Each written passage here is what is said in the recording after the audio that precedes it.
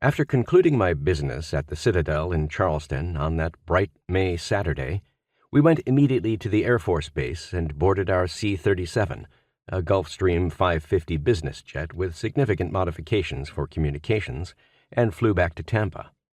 That afternoon I met with my staff, and we began to fill in the details of our request for forces and how we would employ them.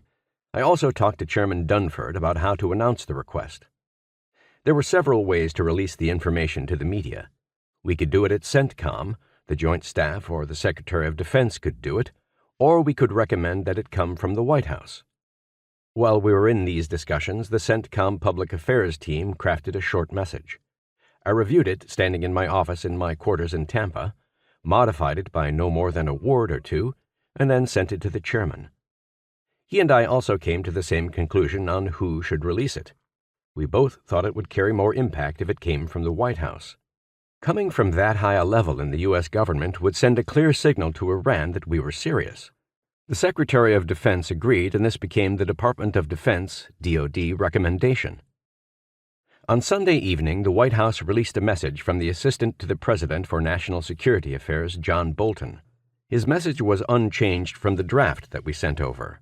It read, "In response to a number of troubling and escalatory indications and warnings, the United States is deploying the USS Abraham Lincoln Carrier Strike Group and a bomber task force to the U.S. Central Command region to send a clear and unmistakable message to the Iranian regime that any attack on the United States' interests or on those of our allies will be met with unrelenting force.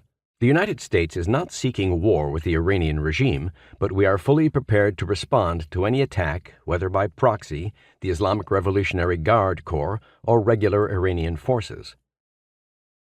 In the hours and days that followed, I found it interesting that so many interpretations were made of both the fact that Bolton released the statement and the choice of words. There was talk of a power grab by the National Security Council. The words were drafted in Tampa by a bright Navy Captain Public Affairs officer, and the recommendation that John Bolton make the statement also came from the Secretary's office. For me, the lesson was clear. The media was often wrong in their attribution, and they were usually fed their stories by people who were on the periphery of the action and who could only pass along parts of the truth as they knew it. It was a pattern that would be endlessly repeated in the months ahead. Subsequently, the White House signaled within the administration that Iran had now become a higher priority for the president. This created tension both with and within DoD, which was in full embrace of a National Defense Strategy, NDS, that placed China, Russia, and North Korea above Iran as potential threats. The NDS was an internal DoD document.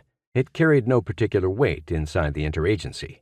It did carry great weight within the department.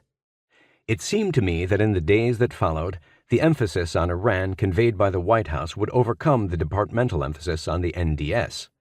I was wrong on this.